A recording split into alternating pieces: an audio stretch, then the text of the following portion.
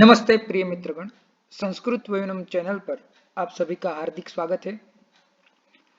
तंत्र युक्ति के इस वीडियो में हम आगे की जो अवशिष्ट युक्तियां है, जिसे आचार्य ने चरक हो या सुश्रुत हो, जिन्होंने अपनी संहिता में प्रतिपादित किया है, उन अवशिष्ट युक्तियों को पढ़ेंगे।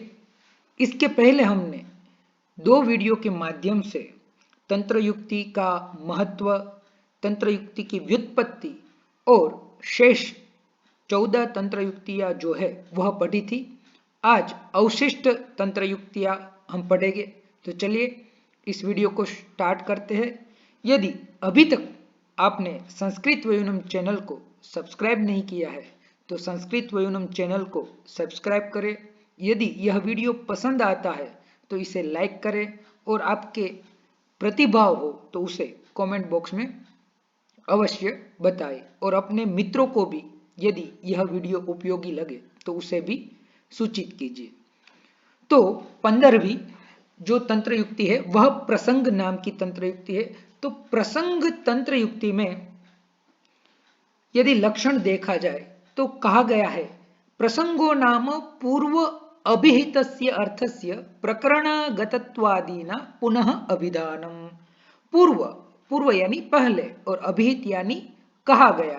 तो पहले जो अर्थ कहा गया है, पूर्व में जिसकी चर्चा हो गई है, फिर से वह विषय प्राप्त हुआ है, तो उनका आचार्य शिष्य बुद्धि को लक्ष्य में करके फिर से अभिधान करते हैं, यानी कथन करते हैं, कहते हैं फिर से।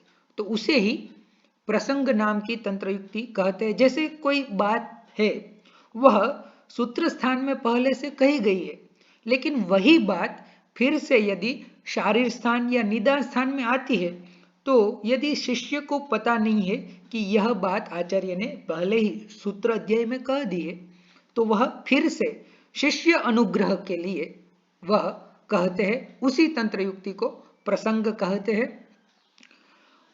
प्रकरणांतरेण समान अर्थ प्रसंग, यह भी लक्षण है कि अन्यम प्रकरणम प्रकरणांतरम, कि दूसरे प्रकरण में कही गई बात और वह भी कैसी हो, समान अर्थ वाली हो, जो वहां कही गई है वो ही अन्य प्रकरण में भी रिलेटेड हो, तो उसे प्रसंग कहते हैं। या फिर तीसरा लक्षण अभी भी समझ में ना आए तो प्रकरणांतरेण समापनम प्रसंग, यद्वा प्रकरणांतरितः यह अर्थ असकृत उक्त समाप्यते स प्रसंग, यानी असकृत, सकृत यानी संस्कृत में होता है एक बार और असकृत यानी होता है बार बार।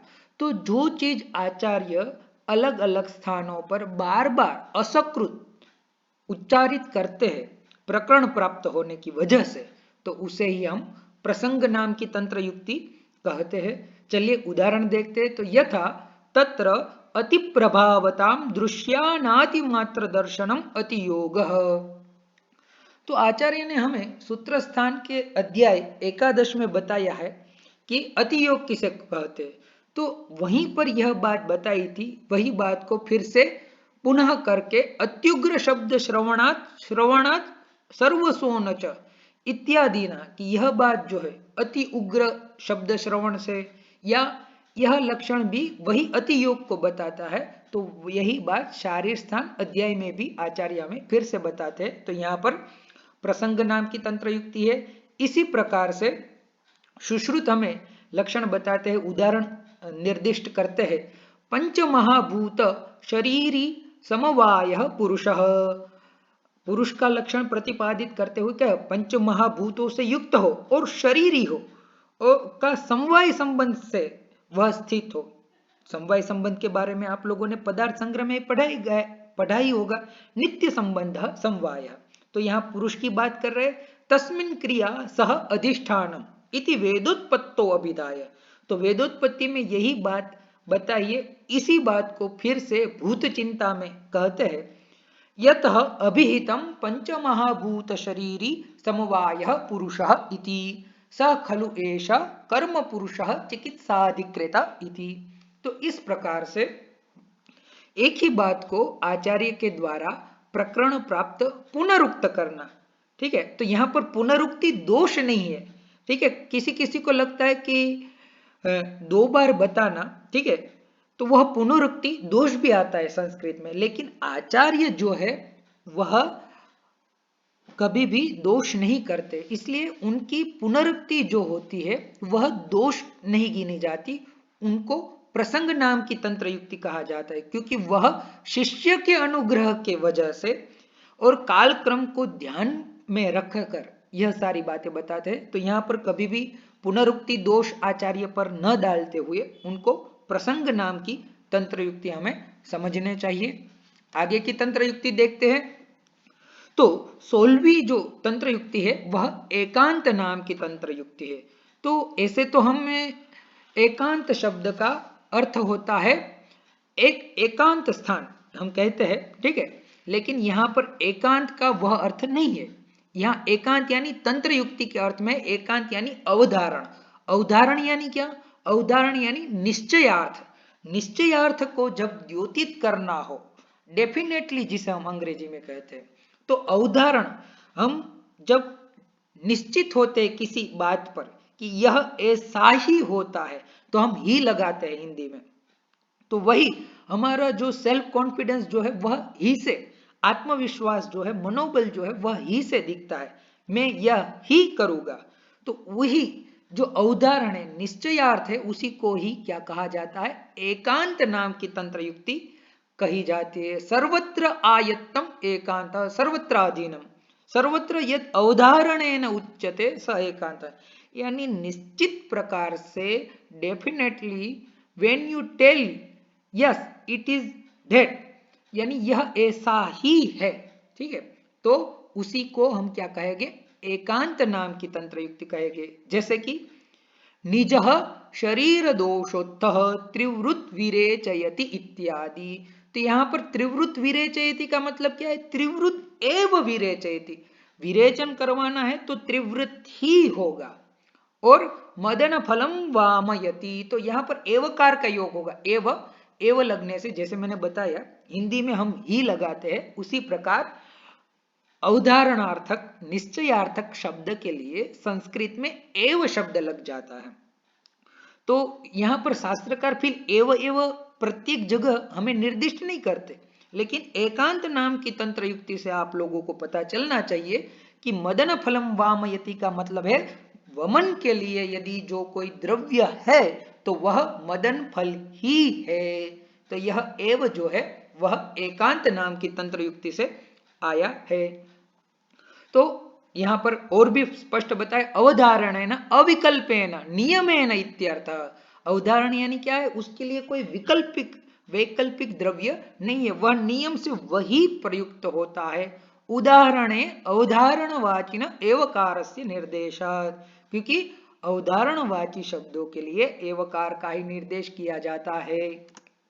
उसके बाद की जो तंत्र युक्ति है वह है अनेकांत नाम की तंत्र युक्ति। तो अनेकांत किसे कहते हैं? तो अनेकांत का लक्षण है अनेकांतो नाम अन्यतर पक्षान अवधारणम क्वचित तथा क्वचित अन्यथा इति यह स अनेकांत। तो अनेकांत में मतभेद रहता है कि कहीं पर कुछ और, कहीं पर कुछ और। तो अन्यतर पक्ष, ठीक है, तो संवाद परंपरा में, वाद विवाद परंपरा में पूर्व पक्ष और उत्तर पक्ष रहते हैं। तो क्वचित तथा क्वचित अन्यथा, तो उस प्रकार कुछ और बात, कुछ और बात, क्वचित अन्य प्रकार से जिनका अवधारण किया जाता है, ठीक है, अनवधारण किया जाता है, उसे ही क्या कहते हैं? अनेकांत नाम की तंत्र युक्ति कहा जाता है, कही जाती है। यथा ये ही आतुराः केवलाद् भेषजाद्रुते म्रियन्ते न च ते सर्वे एव भेषजोपपन्नाः समुत्तिष्ठेरन्। यदि कोई बीमार व्यक्ति है, वह सिर्फ औषध के बिना ही, रिते यानी बिना, और रिते के युग में पंचमी होती है, आप लोगों ने कारक पढ़ा होगा, नहीं पढ़ा है तो यह एग्जाम्पल आपको याद रखना चाहिए। जिस प्रकार से हम अक्सर बताते हैं ज्ञानात रुते न मुक्ति, ज्ञान के बिना, तो यहाँ रित शब्द जो है वह बिना के अर्थ में, उसको छोड़कर, तो भेषज के बिना, औषध के बिना यदि आतुर मृत्यु प्राप्त होता है, तो उसी प्रकार से दूसरी उनकी अनेकांत में बताए न च ते सर्वे एव भेषजोपपन्नाः समुत्तिष्ठेरन्। तो ऐसी भी बात नहीं है कि सभी जो आतुर है रोगिष्ठ व्यक्ति है वह भेषज प्राप्त होने पर जीवन धारण कर ही सके, तो यह विरुद्ध अनेकांत है। किसी को औषध प्राप्त हो तो भी वह यदि मृत्यु उनकी निश्चित है तो वह प्राप्त होती है, और किसी को भेषज न प्राप्त होने पर भी जीवन भी प्राप्त हो सकता है। तो यह एक दैव की बात है, भाग्य की, फॉर्चून की बात है। और साथ साथ में यानी जिनको पूरी तरह से हम ऐसा ही है ऐसा नहीं कह सकते, यानी अनेकांत में दोनों ओर की बात होती है। यथा केचिद आचार्य ब्रुवते द्रव्यम प्रधानम, कोई कोई आचार्य कहते, यह सिंपल उदाहरण है, एग्जाम्पल है हमारे सामने, कि कोई आचार्य मानते हैं कि द्रव्य प्रधान है, तो कोई कहता है कि रस प्रधान है, तो कोई कहता है नहीं नहीं रस प्रधान नहीं है, वीर्य प्रधान है, तो कोई कहता है कि विपाक प्रधान है। तो कभी कभार बच्चों को लगता है, छात्रों को लगता है कि यह आचार्य जो है वह द्रव्य को प्रदान कर रहा है, यह आचार्य जो है वह रस को प्रदान कर रहा है, यह आचार्य है वीर्य प्रदान कर रहा है, और यह आचार्य है विपाक को प्रदान कर रहा है। तो इनमें ही एक वाक्यता नहीं है, तो हम कैसे एक वाक्यता करें? तो यहाँ पर आचार्यों की अपनी अपनी दृष्टि होती है, और उन्होंने उन अपनी दृष्टि के आधार पर अपना मत प्रस्थापित किया होता है। तो इनमें विरोधाभास नहीं है, यह उनकी अनेकांत उक्ति है। और वादे वादे जायते तत्वबोध, ऐसी बात संस्कृत में कही जाती है। तो जब आचार्य और आप सब भी जब साथ में मिलकर ग्रुप डिस्कशन करते हैं और एक एक चीज को लेकर उनका परीक्षण करते हैं, तो आपको पता चलता है कि हाँ वास्तव में यह प्रधान है या यह प्रधान है। तो अनेकांत तंत्र युक्ति के माध्यम से ही एक संवाद की प्रक्रिया का प्रारंभ होता है, और उससे ही फिर आगे जाकर निष्कर्ष पर भी आ सकते हैं। तो ऐसी काफी सारी अनेकांत तंत्र युक्ति भी शास्त्रों में प्राप्त होती है। इसके बाद है अपवर्ग नाम की तंत्र युक्ति। तो अपवर्ग यानी क्या? तो अपवर्गो नाम साकल्येन उद्दिष्टस्य एकदेश अपकर्षणम, कि साकल्येन कि पूरी तरह से जो बात उद्दिष्ट यानी कह दी गई है उसमें से एक देश का अपकर्षण करना, यानी एक देश को हटा देना।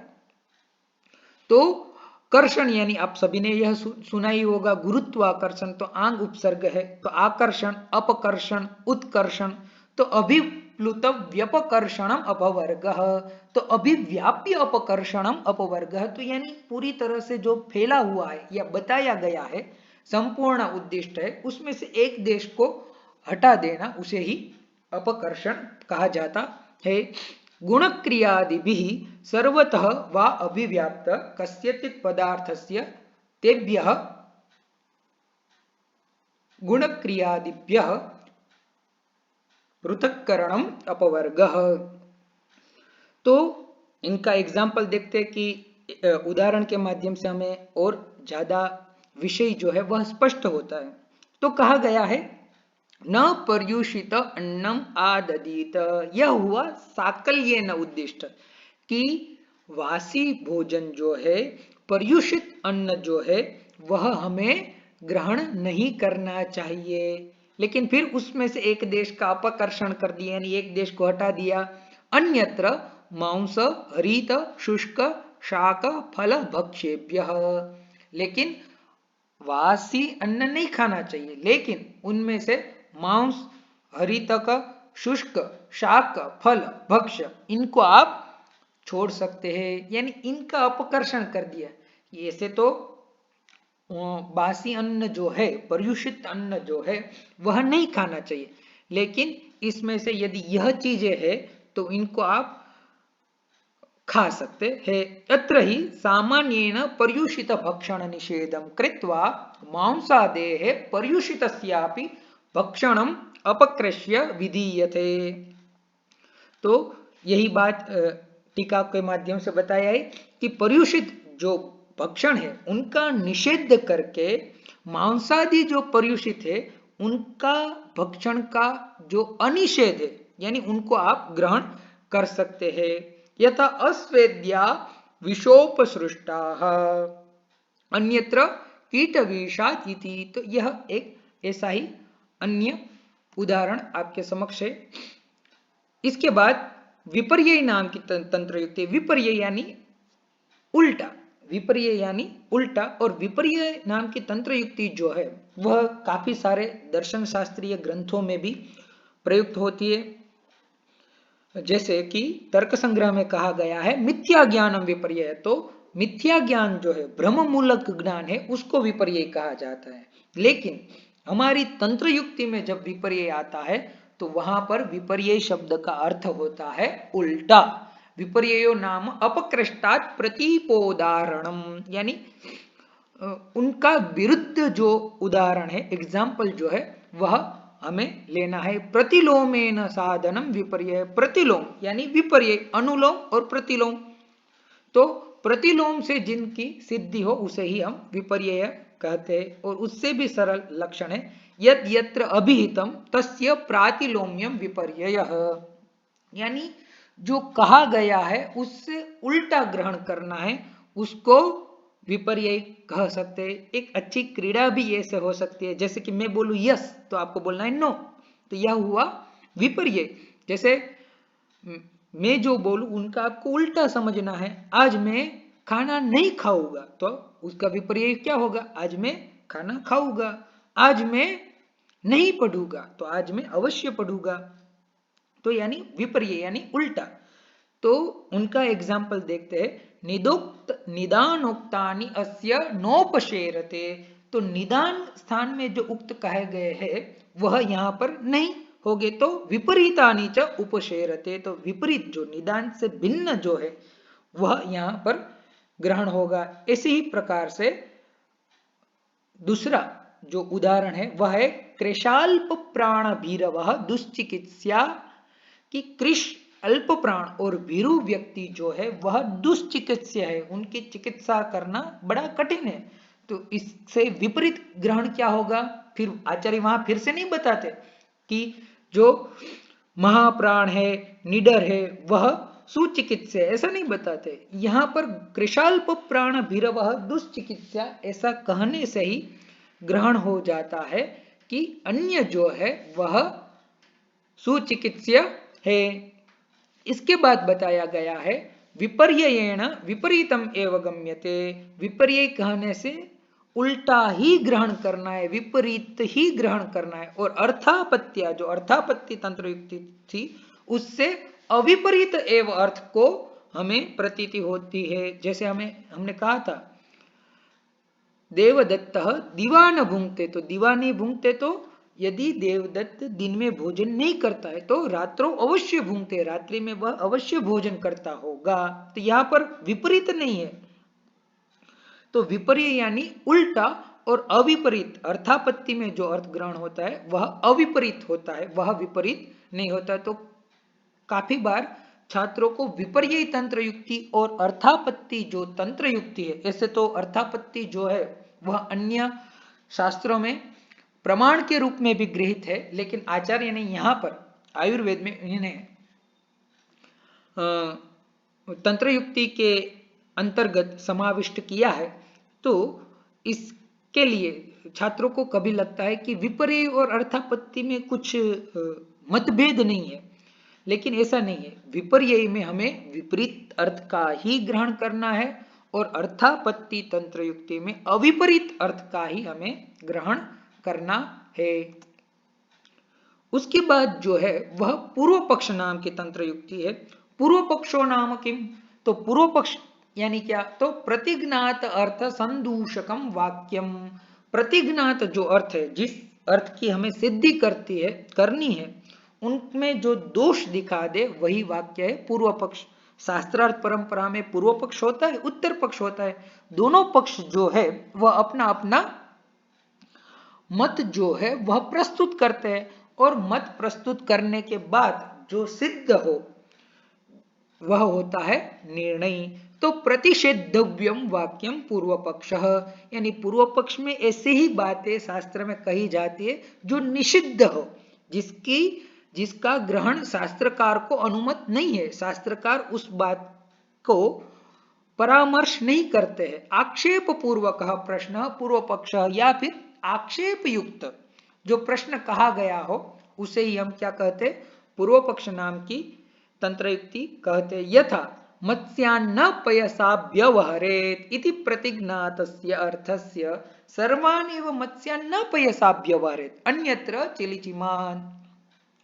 तो प्रतिज्ञात अर्थ है कि मत्स्यान्न पयसा अव्यवहरेत्, कि मछली और दूध, पय यानी दूध, मत्स्य यानी मछली, तो मछली और दूध जो है उनका साथ में भोजन नहीं करना चाहिए। क्यों नहीं करना चाहिए? आप लोगों ने विरुद्ध आहार पढ़ा ही होगा। तो विरुद्ध आहार में बताया गया है कि मत्स्य और दूध जो है, मिल्क जो है, वह विरुद्ध आहार है, इसलिए आप उसका ग्रहण नहीं कर सकते। तो यह तो प्रतिज्ञार्थ है, लेकिन फिर कह दिया है सूत्रस्थान अध्याय 26 में अन्यत्र चिलिचिमा, कि चिलिचिम नाम की जो मछली है, यदि आप मांसाहारी है और आप मछली खाते हैं तो फिर चिलिचिम नाम की मछली और दूध जो है वह विरुद्ध आहार नहीं है। तो विरुद्ध आहार में भी काफी सारी रिसर्च हो सकती है। तो चिलिचिम मछली और दूध जो है वह विरुद्ध आहार नहीं है। तो यह हो गया पूर्व पक्ष। प्रतिज्ञात वाक्य था मत्स्यान्न पयसा व्यवहरेत, लेकिन आचार्य फिर से कह रहे हैं कि सर्वान एवं मत्स्यान्न पयसा व्यवहरेत अन्यत्र चिलिचिमा, यानी चिलिचिम मछली को आप दूध के साथ ले सकते हैं। उसी प्रकार कथम वाच निमित्ताः चत्वारः प्रमेयः असाध्या भवन्ति इति, यह एक अन्य उदाहरण आपके सामने प्रस्तुत है। इसके बाद है विधान नाम की तंत्र युक्ति। तो विधानम नाम सूत्रकारश्च विधाय वर्णयति, सूत्रकार जो है, शास्त्रकार जो है, वह विधाय, विधान पूर्वक जिनका वर्णन करते हैं उनको ही विधान कहते हैं। शास्त्रस्य प्रकरणानुपूर्वी विधानम, शास्त्र की जो प्रकरण है उनके अनुपूर्वी यानी जो स्पेलिंग होते हैं, यानी उनके जो सूत्र होते हैं उनका विधान कहा जाता है।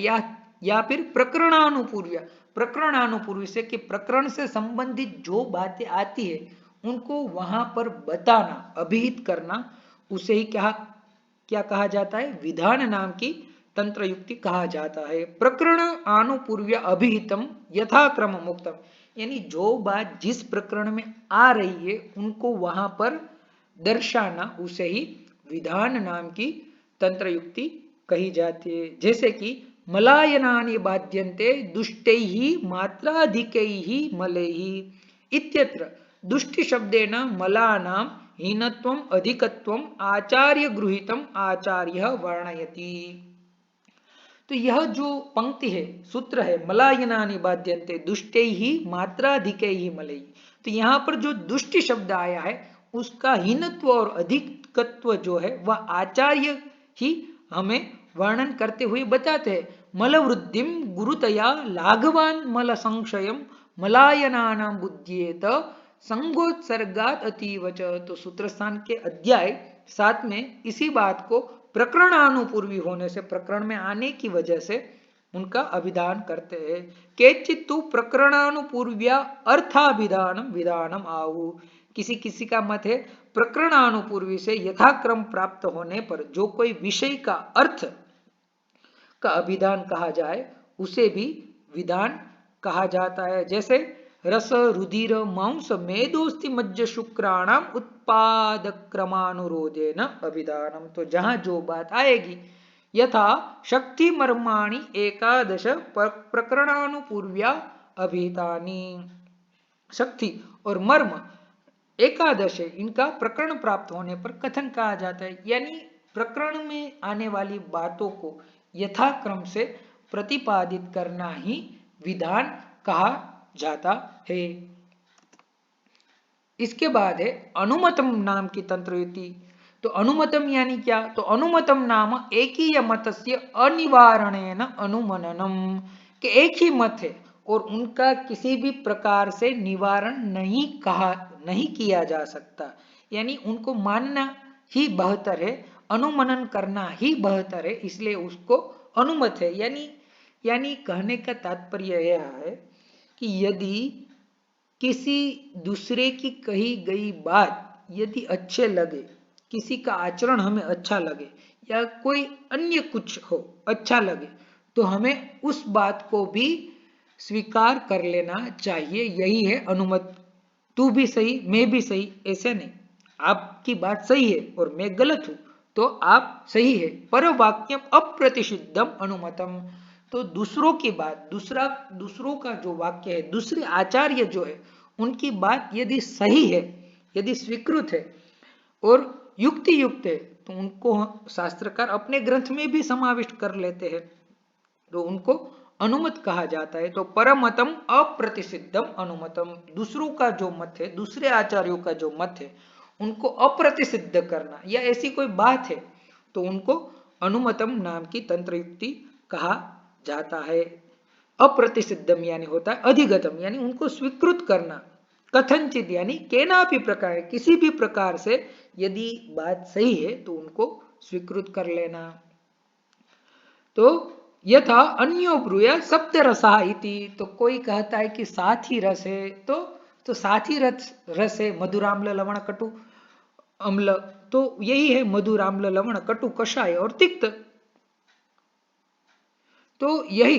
तो तच्च अप्रतिषेधत, कोई षड्रस मानता है कोई सप्तरस मानता है, तो तच्च अप्रतिषेधत अनुमन्यते कथनचित इति, तो यदि शास्त्रकार को यह बात स्वीकृत है तो वह कह देता है ठीक है, 6 हो या 7 हो। गर्भशल्यस्य जरायु प्रपातनम कर्म संशमनम इति एके इत्यादि एकीय मतम प्रतिपाद्य अप्रतिषेधात अनुमन्यन्ते, यानी दूसरे आचार्यों का मत भी यदि हमें स्वीकृत है तो उसे स्वीकृत कर लेना चाहिए। इसके बाद जो है वह व्याख्यान नाम की तंत्र युक्ति है। तो व्याख्यानम नाम यत सर्वबुद्धि अविषयम व्याक्रियते, यानी सभी सर्वेशम बुद्धि अविषयम, सभी की बुद्धि के लिए अविषय यानी सामान्य हो उनका व्याकरण कहा जाए, यानी विस्तार से जिस बात को आचार्य प्रतिपादित करते हैं उसे ही व्याख्यान कहा जाता है। इसीलिए महाविद्यालयों में जब पढ़ाया जाता है तो एक घंटे 2 घंटे 2.5 घंटे तक एक एक लेक्चर होते हैं या पढ़ाया जाता है, तो उनको व्याख्यान इसलिए कहा जाता है कि तंत्र उसी प्रकार से जब संहिताओं में आचार्य किसी विषय का सविस्तार से वर्णन करते हैं तो उसे भी क्या कहा जाता है, व्याख्यान कहा जाता है।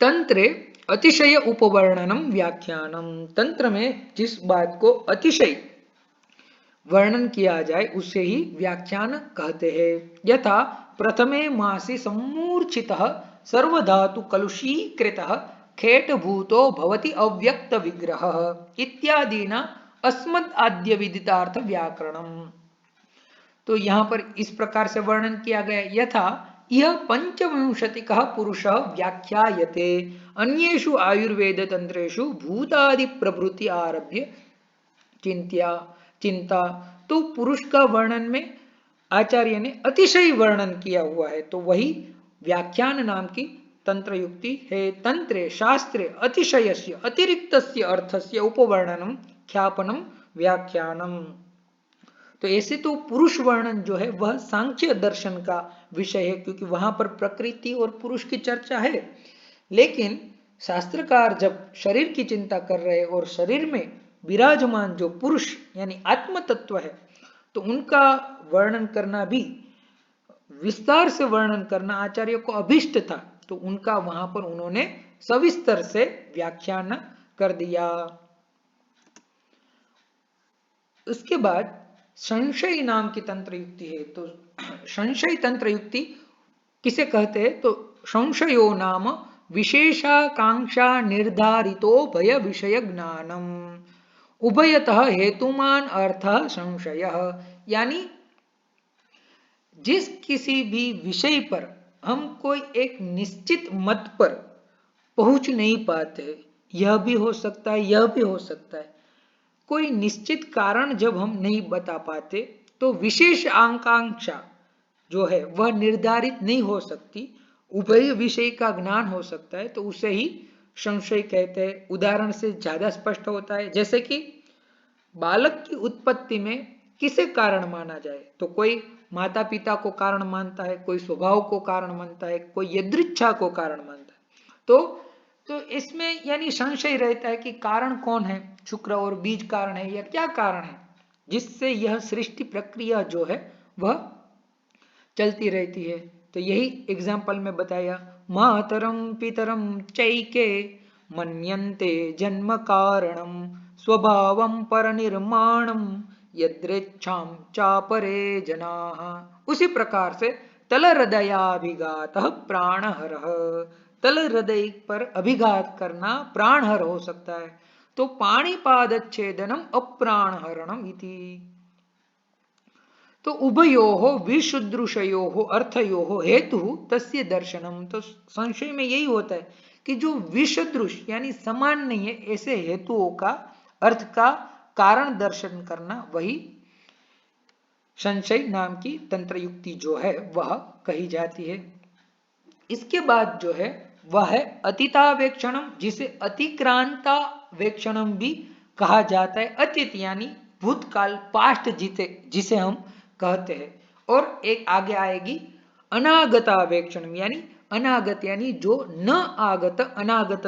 आपने समास में भी नई तत्पुरुष समास पढ़ा होगा, तो आपको ऐसे ही शब्दों के श्रवण के माध्यम से ही आपको पता चल जाएगा। तो अतीतस्य अवेक्षणम, जो अतीत है जो बीत गया है उनको फिर से देखना, अवेक्षण, ईक्षण शब्द जो है वह देखने के लिए है। तो अतीतावेक्षणम नाम यद अतीतम एव उच्यते, जो पहले कही गई बात है उसको कहना, या पुरस्ताद एवं विहितम इति अतिक्रांता वेक्षणम, कि पहले ऐसा किया गया था या कहा गया था उसे ही अतीतावेक्षण कहे या अतिक्रांतावेक्षण कहे, दोनों समान ही तंत्र युक्ति, दोनों एक ही तंत्र युक्ति के नाम है। यत पूर्वम उक्तम तद अतिक्रांतावेक्षणम, जो पूर्व में पहले से कहा गया है उसे ही अतिक्रांतावेक्षण कहेंगे। जैसे कि साकूटी तच्च शयनम ज्वरम संशमयत्यपि इत्यत्र स्वेदाध्याय विहित कुट्यादिकम अतीतम अवेक्षते। तो स्वेद अध्याय में ही कुटी की बात कही गई है उसी को, और हमें आचार्य जो है वह इंगित करते हैं। या फिर यथा चिकित्सितेषु ब्रूयाद श्लोक स्थाने यदि ऋतम, आचार्य जब चिकित्सा स्थान में आते हैं तो फिर उनको याद आता है कि यह बात जो है वह तो मैंने श्लोक स्थान में बताई गई थी, तो फिर वहां पर विस्तार की, व्याख्यान की अपेक्षा न होने से और बातें श्लोक स्थान में स्पष्ट होने से वह शिष्यों को इंगित करते हैं कि यह चीज जो है वह आप श्लोक स्थान में मैंने बताई है, आप फिर से देख लेना। इससे क्या है, अतीतावेक्षण से आचार्य का तात्पर्य यह भी है कि छात्र जो है, शिष्य जो है वह बारंबार जो है वह शास्त्र का अनुलोडन करे, ठीक है, परामर्श करे, अनुवर्तन करे,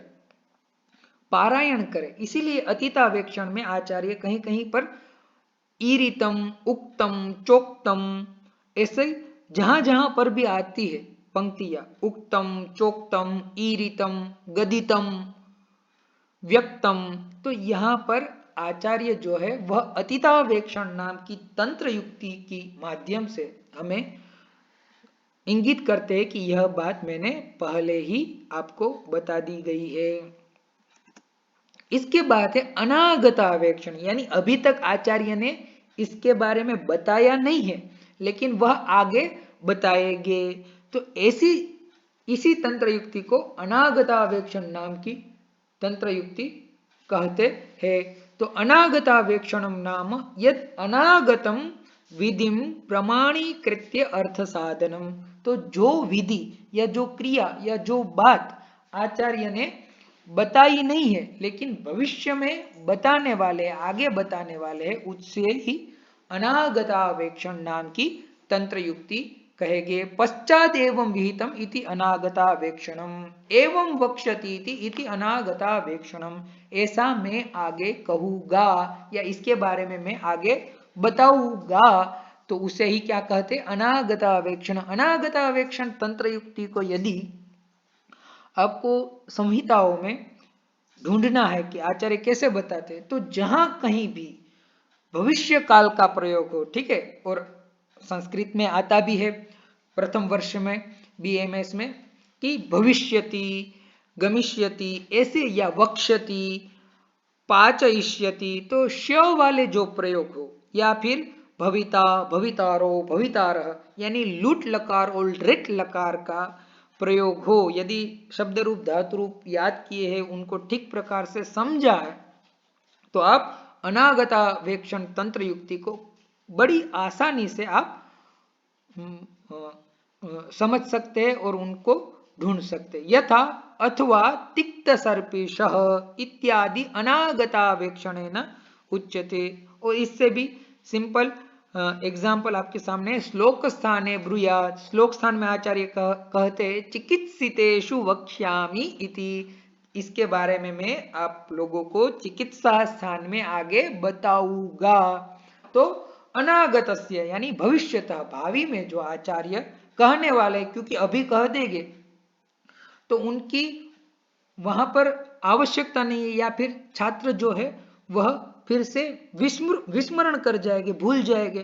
तो आचार्य को जो बातें ऐसी लगती है कि शिष्य जो है, छात्र जो है, उनको वहीं पर यदि बताया जाएगा तो वह ठीक से याद रख पाएंगे, इसलिए वह कह देते हैं कि इसको मैं आगे बताऊंगा।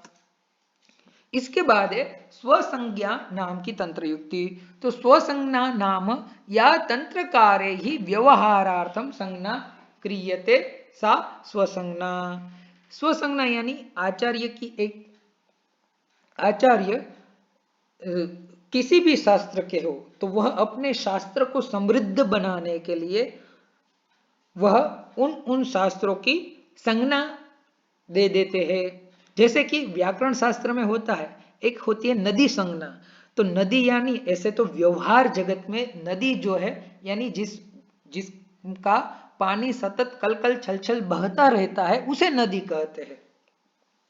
हम घृत कहते तो घी का नाम की संज्ञा है, तो घी तो हम खाने को समझते हैं, लेकिन पाणिनि जी ने नदी यानी युस्त्राक्यो नदी से दीर्घ इकार और दीर्घ उकार जो स्त्री आख्य शब्द है उनकी नदी संज्ञा की है। तो वह व्याकरण शास्त्रीय स्वसंज्ञा हुई। उसी प्रकार से घी संज्ञा भी इसी प्रकार से। तो उसी प्रकार से आचार्य ने, चरक, सुश्रुत आदि महर्षियों ने शास्त्र को परिलक्षित करते हुए उनकी विशिष्ट संज्ञा बनाई है, वही स्वसंज्ञा है। जैसे कि हम सभी का नामकरण किया जाता है, जब हमारा जन्म होता है तो इस समाज में हमें फिर उसी नाम से जाना जाता है, तो वह हमारी स्वसंज्ञा हुई। ठीक है। फिर आधार कार्ड हो या कोई भी हमारी आइडेंटिटी प्रूफ होता है तो उसमें भी नाम लिखा जाता है। फिर कभी कभार बच्चे बड़े होते तो कि ये सा मम्मी पापा ने हमारा ये ऐसा कैसा नाम रख दिया है, तो वह फिर चेंज कर देते अपने आप। तो वह भी, लेकिन उनकी भी प्रोसीजर होती है, लेकिन वह भी स्वसंज्ञा ही होती है कि आज से मैं यह नाम से जाना जाऊंगा, तो वह होती है स्वसंज्ञा। तो उसी प्रकार शास्त्र की भी सरलता के लिए या फिर शास्त्रकार को वह इष्ट हो, इसलिए वह स्वसंज्ञा करते, जिससे शब्दों का भी शास्त्र में लाघव हो। यही इसकी दृष्टि होती। यथा जैनता का होला कादि का संज्ञा, तो यह संज्ञा जो है वह संज्ञा है। यथा मिथुन मिति, मिथुन कहने से मधु और सर्पी का ही ग्रहण होगा। तो यह मिथुन शब्द जो है, तो मिथुन राशि भी होते हैं, मिथुन युगल के लिए प्रयोग होता है। तो मिथुन होने से कोई भी युगल हो सकता है, कोई भी जोड़ा हो सकता है, लेकिन जब आयुर्वेद में हम मिथुन शब्द पढ़ेंगे तो वहां पर हम मध और सर्पी का ही ग्रहण करेंगे। अन्यानि शास्त्राणि आयुर्वेदात् अपराणि व्याकरणादीनि तेषु असामान्य असाधारण तत्र अननुगता स्वशास्त्रेषु एव प्रयोजनवती इत्यर्थ।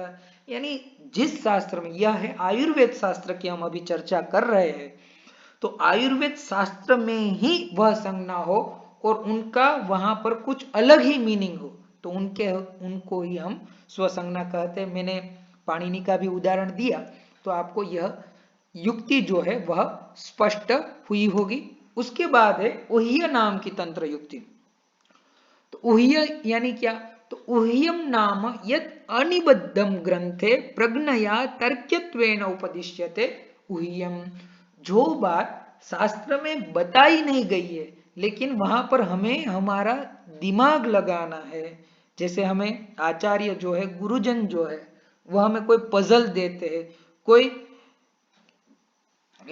होमवर्क देते हैं, तो वह हमें असाइनमेंट सेमिनार देते हैं, तो उस पे हमें हमारी बुद्धि लगाकर हमें उन पर काम करना होता है, तो वही ऊह्य कहा जाता है। तो शास्त्रकार कहता है यहाँ पर अपनी भी बुद्धि लगाओ।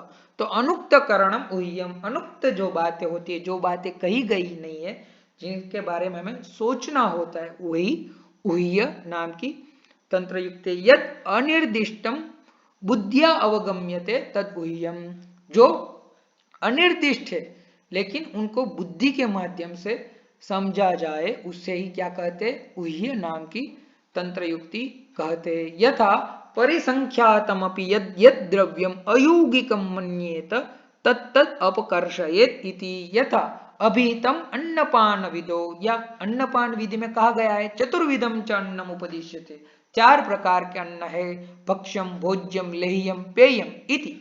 तो 4 प्रकार के भक्ष्य भोज्य पेय और लेह्य, ये 4 प्रकार के अन्न है, लेकिन एवं चतुर्विधे वक्तव्य द्विविधम अभीतम, तो 4 कहने थे लेकिन आगे फिर 2 ही बताए। इदमत्र ऊह्यम, तो वहां पर हमें अन्य 2 का भी ग्रहण कर लेना है। अन्नपाने विशिष्टयोः द्वयोः ग्रहणे कृते चतुर्णामपि ग्रहणम भवति, यानी 4 का ग्रहण कर लेना है। चतुर्विधश्च आहारः प्रविलः प्रायेण द्विविध एव अतः द्वित्वं प्रसिद्धम। तो भक्ष्य और भोज्य ही प्रसिद्ध है, या फिर जो कोई भी आप रखे तो द्वित्व प्रसिद्ध है, लेकिन वह द्वित्व कहने से ही हमें अन्य 2 जो है उनका भी ग्रहण कर लेना है। किंच अन्यत् अन्नेन भक्ष्यम अवरुद्धम घन साधर्म्यात् पेयेन लेह्यम द्रव साधर्म्यात्। तो भक्ष्य और लेह्य ये 2 ही परिगणन होता है, लेकिन भक्ष्य और लेह्य कहने मात्र से ही भोज्य और पेय का भी ग्रहण अपने आप ही हो जाता है। उसके बाद जो है वह समुच्चय नाम की तंत्र युक्ति है।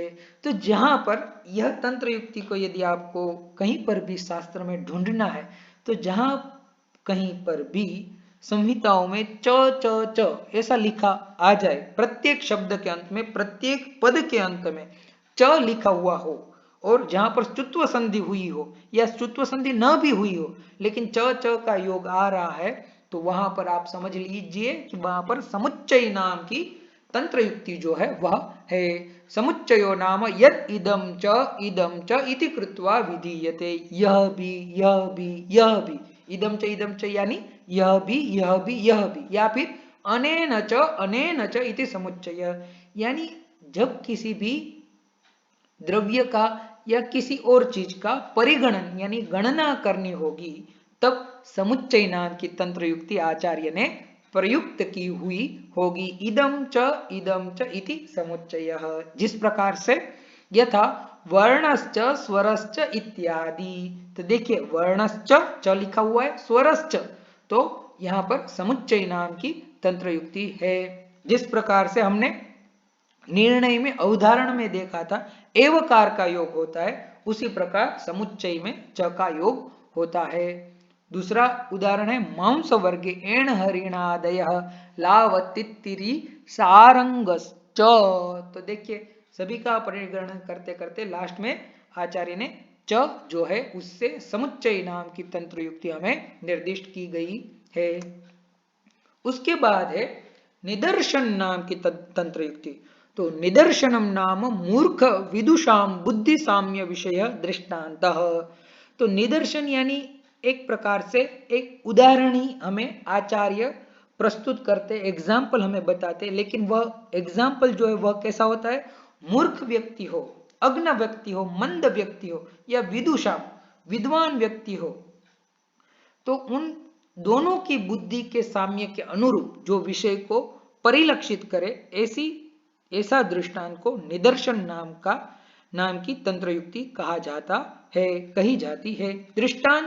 दृष्टांत युक्तो निदर्शनम, यानी दृष्टांत से युक्त उदाहरण समन्वित जो कोई बात हो तो उसको कहते हैं निदर्शन नाम की तंत्र युक्ति। दृष्टांत व्यक्ति निदर्शनम, एग्जाम्पल के साथ कोई बात बताई जाए तो उसको निदर्शन कहा जाता है। और ऐसे भी कोई भी लक्षण जो है उसको समझना कई बार काठिन्य होता है, पीड़ा होती है, क्लिष्टता होती है, लेकिन उसी लक्षण का यदि हमें कोई अच्छा सा एग्जाम्पल, अच्छा सा उदाहरण हमें प्राप्त हो जाए तो वह बात को समझना इतना ही आसान हो जाता है।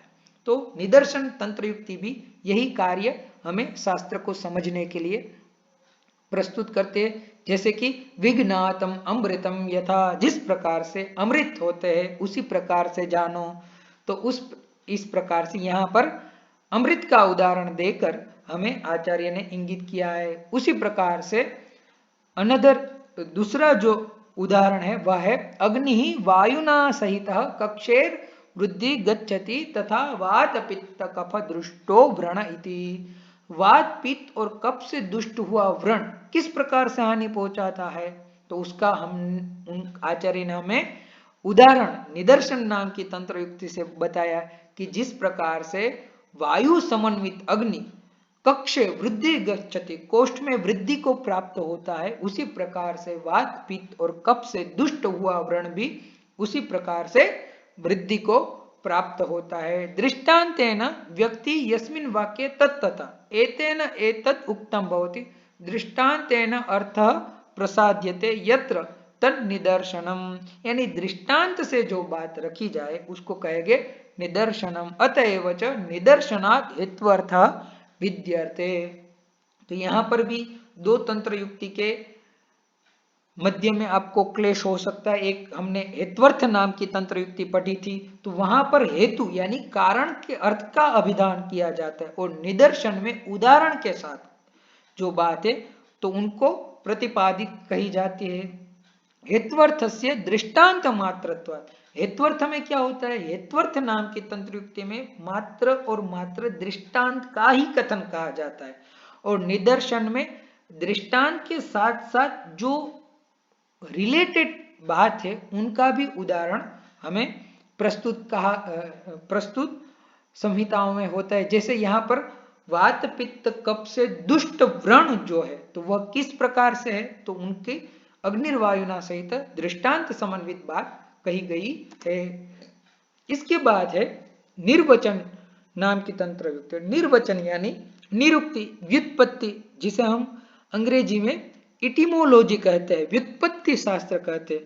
तो जहां जहां पर आचार्य हमें शब्दों की व्युत्पत्ति बताते हैं, पित्तम शब्द आया तो तपसंतापे धातु से पित्त की यदि व्युत्पत्ति बताई है आचार्य ने तो वह निर्वचन नाम की तंत्र युक्ति है। और वात शब्द की चर्चा आई और वागति गंधनयोः से शुरू किया तो वह वात शब्द का निर्वचनम है। तो वही है निर्वचनम नाम पंडित बुद्धिगम्यो दृष्टांत। पंडित की जो बुद्धि हो, पंडा है, पंडा जो है वह बुद्धि का ही है। पंडा अस्ति अस्य, पंडा यानी बुद्धि जिसके पास है वह पंडित। तो पंडित की बुद्धि के गम्य यानी अनुरूप जो कोई बात कही जाए उसको निर्वचन कहते हैं। या फिर गुणतः शब्द निष्पत्ति, शब्दों की निष्पत्ति की जाए। राम शब्द है तो राम शब्द की व्युत्पत्ति कैसे होती है, तो रमु क्रीड़ायाम धातु से घई प्रत्यय करके राम शब्द बनता है। तो इस प्रकार हरि शब्द है तो रुई हरणे धातु से बनता है। तो कौन सा शब्द किस धातु से यानी किस रूट से कौन से प्रत्यय जुड़ने से उनका निर्माण हुआ है, वह बात जहां जहां पर जिसकी इटिमोलॉजी बताई जाए उसे ही निर्वचन कहते हैं। निश्चितम वचनम निर्वचनम। जैसे कि आयुर्वेद शब्द है तो आयुर्विद्यते अस्मिन् अनेन वा आयुर्विदन्ति इति आयुर्वेद। तो जिस शास्त्र के माध्यम से आयु का ज्ञान हो या आयु के बारे में जिसके बारे में बताया गया हो उसे आयुर्वेद कहेंगे। तो यह निर्वचन है। ज्ञायते नित्यगस्यैव कालस्य अत्यय कारणम, काल जो है वही ध्वंस का कारण है। तो निदर्शन निर्वचन यो अयम विशेष। निदर्शन और निर्वचन में भी काफी बार छात्रों को परेशानी होती है। जैसे कि यद निदर्शनम मूर्ख विदुषम बुद्धि सामान्य विषय। निदर्शन नाम की जो तंत्र युक्ति है वह मंद व्यक्ति हो या विद्वान व्यक्ति हो उनके लिए बुद्धि साम्य जो है ऐसे बताई जाती है। लेकिन निर्वचन तंत्र युक्ति है वह तो सिर्फ पंडित बुद्धि वेद्यम एवं, पंडित बुद्धि जो है उन्हें ही समझ में आती है। इसीलिए संस्कृत जब जब भी बच्चे पढ़ते हैं आयुर्वेद के, तो उनके सामने एक कठिनाइयां आती है। वह जो व्याकरण के टॉपिक होते हैं उनमें वह उनको क्लेश होता है, उनको जो व्युत्पत्ति बताते हैं तो सर ये क्या है, लेकिन यदि उनको वह चीज समझ में आ गई तो उनको निर्वचन करने में, एक एक शब्दों को ढूंढने में, और काफी सारे शब्दकोश है, अमरकोश इत्यादि, और उन पर टीकाएं भी है, रामाश्रम इत्यादि टीकाएं पढ़िए तो उनमें एक एक शब्द की व्युत्पत्ति भी बढ़ाई गई है। तो उनसे आपकी आयुर्वेद में अथाह गति जो है वह होगी। किम वा निर्वचनम निरुक्ति यथा विविधम सर्पति यतो विसर्प तेन संज्ञितः। तो विसर्प किसे कहते हैं, तो शास्त्रकार ने उनकी व्युत्पत्ति ही बता दी। विविधम सर्पति तो श्रुगतो सर्पगतो धातु है, तो उनकी व्युत्पत्ति बता दी गई। या फिर आयुर्वेद की हमने जैसे चर्चा की तो वह भी है आपके सामने उदाहरण है। तो निर्वचन यानी निरुक्ति, जहां पर शब्दों की व्युत्पत्ति बताए जाए उस तंत्र युक्ति को कहेंगे निर्वचन। ऐसे तो यह तंत्र युक्ति पर पूरा व्याकरण शास्त्र भी है और उसमें भी प्राचीन और नव्य परंपराएं भी है, लेकिन उनकी चर्चा हम कभी और करेंगे। अभी हम आगे की तंत्र युक्ति की ओर बढ़ते हैं। तो इसके बाद नियोग नाम की तंत्र युक्ति है। तो नियोगो नाम अवश्य अनुष्ठेयतया विधानम, अवश्य जिसका अनुष्ठान करना है, जिसको हमें आचरण करना ही है, जिसके बारे में यदि कहा जाए तो कहते हैं ननु नच नहीं चलेगा, यानी नहीं, या ऐसा नहीं, ऐसा नहीं, एवं न अन्यथा, इससे विपरीत यह हो ही नहीं सकता। जैसे परिवार में पिता का एक बार आदेश हो जाए कि यह करना ही है, तो वही बात है नियोग। उसमें यदि आप ऐसा कहेंगे नहीं नहीं यह नहीं हो सकता, तो फिर आपको पता ही है कि क्या हो सकता है। तो इदम एव कर्तव्यम इति नियोग, या फिर माता हमें कह दे यही करना है, ठीक है, तो उसे ही क्या कहते हैं, नियोग नाम की तंत्र युक्ति कहते हैं। तो इसी प्रकार से आचार्य ने कह दिया हमें पथ्यम एव भोक्तव्यम इति, कि पथ्य ही भोजन करना चाहिए। तो उसमें एम नहीं, ऐसा हम नहीं कह सकते कि अपथ्यम खा लूंगा तो क्या होगा, अपथ्य चीजें मैं खा लूंगा, ठीक है, तो क्या होगा, तो आचार्य का कुछ नहीं होगा, आपका पेट खराब होगा, ठीक है। तो इसीलिए आचार्य ने नियोग नाम की तंत्र युक्ति के माध्यम से हमें बताते हैं कि इसका आचरण अवश्य करना है, सद्वृत्तम अनुष्ठेयम, सद्वृत्त का अनुष्ठान करना है। तो यह नियोग है। यदि आप सत्यम एव ब्रूयात, सत्य बोलना है, तो वह अवश्य अनुष्ठेय है। नहीं होगा तो क्या होगा, तो मानसिक जो व्याधियां है उनमें कारणभूत होगा। न त्वया स्वेद मूर्छा परितेनापि पिंडिका ऐसा विमोक्तव्या, स्वेद मूर्छा परितेनापि, यह पिंडिका जो है वह नहीं छोड़नी है, तो नहीं छोड़नी है, ठीक है। तो क्वचित नियोगो व्यभिचरति। अब कुछ व्याख्याकार ने हमें नियोग के व्यभिचार के भी लक्षण बताए। यथा ज्वरितस्य अरुचौ सत्याम अपथ्यम अपि दीयते। तो किसी को लगता है कि जो ज्वर युक्त रोगी है तो उनको अरुचो, उनकी रुचि न हो तो अपथ्य आहार भी दिया जाता है। तो यहाँ पर आपको लगेगा कि आचार्य ने पहले तो हमें बताया था पथ्यम एवं भोक्तव्यम, कि पथ्य जो है सुपाच्य जो आहार है, जो पथि योग्यम, हमारे लिए जो हितकर आहार है उसका ही ग्रहण करना चाहिए। लेकिन जब हम बीमार होते हैं, जब हमें ज्वर आता है, तो ज्वर से रुग्ण व्यक्ति को अरुचि होने की वजह से वहां तो आप अपथ्य देते हैं, तो वहां पर आपका नियोग कहाँ गया, नियोग नाम की तंत्र युक्ति कहाँ गई। तो उनका आंसर यह है, उत्तर यह है, ज्वरितः अहितम अस्नीयात यदि अस्य ही अरुचिर भवे, कि ज्वरित व्यक्ति जो है वह अहित यानी अहितकारी आहार का भी यदि ग्रहण करे तो वह अरुचि होने की वजह से वह भी उसके लिए पथ्य ही है, कुछ न खाए और वह मृतप्राय हो जाए, उससे अच्छा है कि वह अरुचिकर आहार जो है वह भी उसके लिए पथ्य के समान साबित होगा। तो अन्न काले ही अभुंजान क्षीयते म्रियते, अथवा कि यदि वह भोजन ही नहीं ग्रहण करेगा तो मर जाएगा, तो मर जाए उससे अच्छा है कि वह कुछ खा ले। तो इसलिए आचार्य वहां पर अपथ्य को जो है उसका महिमा गान नहीं कर रहे हैं, लेकिन वहां पर आतुर व्यक्ति जो है उनका जीवन जो है वह किसी भी प्रकार से सिद्ध हो जाए, उसी का वहां पर अभिष्ट होने से वह अपत्य आहार की वहां पर अभिव्यंजना करते हैं। तो पथ्यम एवं भोक्तव्य, अन्यथा यदि आप स्वस्थ है और स्वस्थ रहना चाहते और 100 साल जीना चाहते हैं तो पथ्य खाइए, ऐसा आचार्य कहते हैं। यदि आपको 100 साल नहीं जीना है, हितकर आयु की आपको प्राप्ति नहीं रखनी है, तो आप कुछ भी खाइए, आचार्य को कोई बाधा है नहीं। उसके बाद है विकल्प नाम की तंत्र युक्ति। विकल्प यानी पाक्षिक अभिधानम, आपको चॉइस दी जाती है, इदम वा इति, यह या यह।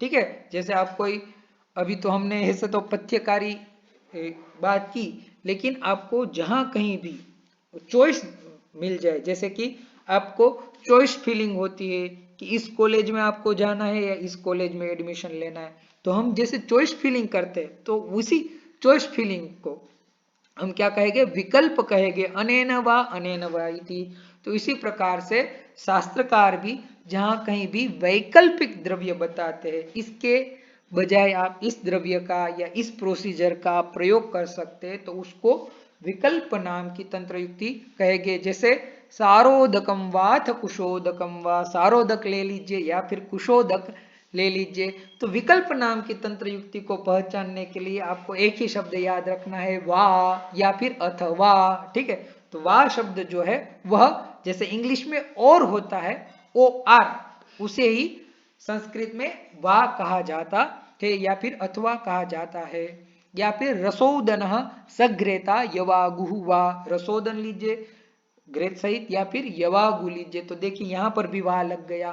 तो जहां पर भी जिस प्रकार से समुच्चय नाम की तंत्र युक्ति में च के दर्शन से हमें पता चल जाता है कि यह समुच्चय नाम की तंत्र युक्ति है, उसी प्रकार से आप संहिताओं में कहीं पर भी वाह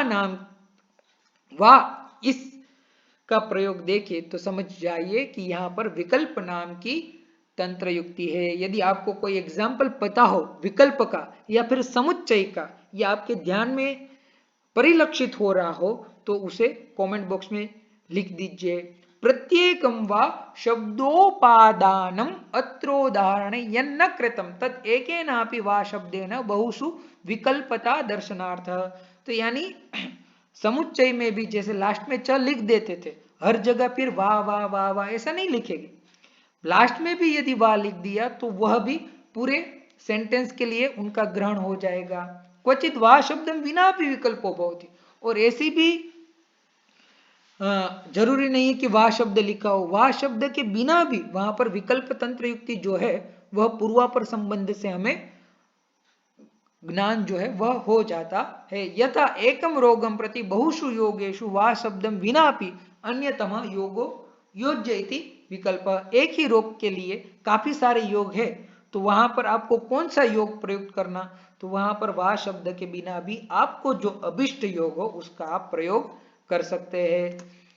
उसके बाद जो है वह प्रत्युत्सार नाम की तंत्र युक्ति है। तो प्रत्युत्सार यानी उपपत्तिया, यानी बुद्धि के द्वारा, अपने सूझबूझ के द्वारा परमत का निवारण करना। अन्य मत जो है वह हमें अभिष्ट नहीं है। हमें यदि किसी की बात हमें अच्छी नहीं लगती है तो ठीक है, तो उनके साथ हमें लड़ाई झगड़ा नहीं करना है, लेकिन उसकी बात हमें क्यों अच्छी नहीं लग रही है तो उनका उपपत्ति से बुद्धिपूर्वक की आपकी यह बात है, तो उनके बारे में उनके साथ डिस्कशन करना है कि देखिए यहाँ का रिजल्ट ऐसा हो सकता है, यहाँ का रिजल्ट ऐसा हो सकता है।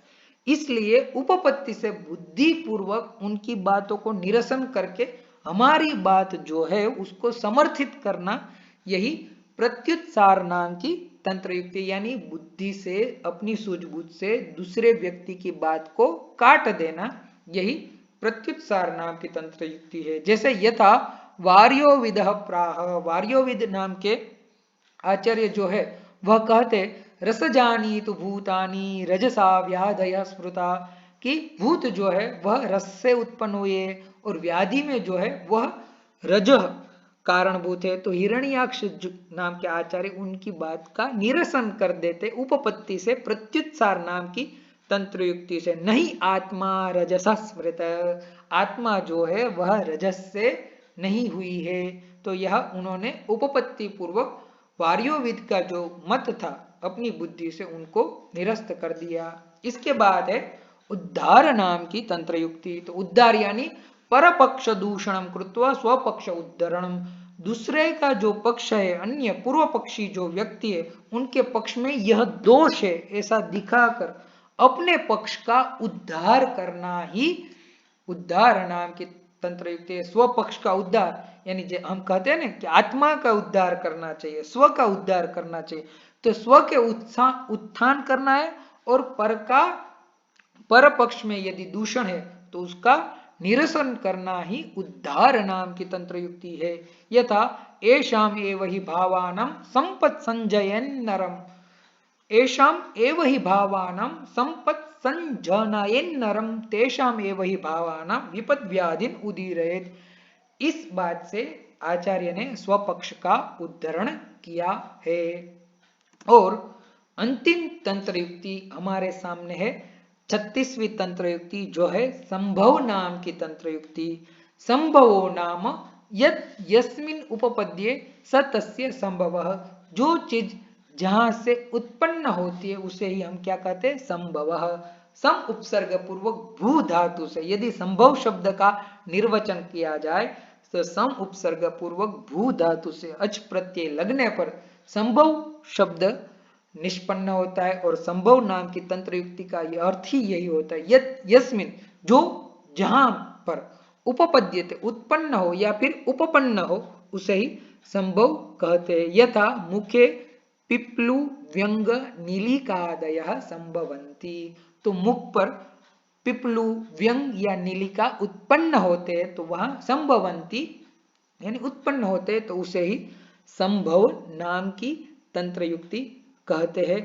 तो इस प्रकार से हमने इससे पूर्वोक्त 2 वीडियो और यह तीसरे वीडियो के साथ ही जो सभी वीडियो जो है वह 1 घंटे के ही है। तो इन 3 वीडियो के माध्यम से हमने चरक आचार्य के और सुश्रुत आचार्य के और अर्थशास्त्र के प्रणेता ऐसे आचार्य चाणक्य के माध्यम से तंत्र युक्तियों का अध्ययन किया। और सिर्फ तंत्र युक्ति के लक्षणों को ही हमने नहीं जाना, लेकिन तंत्र युक्ति के लक्षणों के साथ साथ हमने उनके उदाहरणों को भी जाना।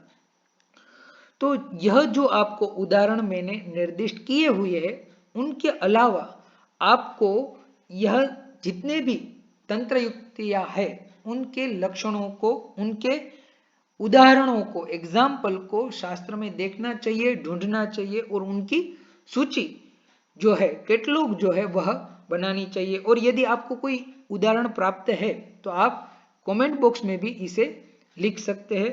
तो इसी बात के साथ यह तंत्र युक्ति की जो 3 वीडियो की श्रृंखला जो है इसको यहाँ पर ही हम समाप्त करते हैं। ऐसे ही आपको कोई विषय पर वीडियो चाहिए, जो विषय आपको क्लिष्ट या टफ प्रतीत होता है तो आप कमेंट बॉक्स में यह भी बता सकते हैं, तो उनके बारे में भी हम वीडियो निर्माण करेंगे। इसी के साथ अस्तु, धन्यवादः, पुनः मिलामः।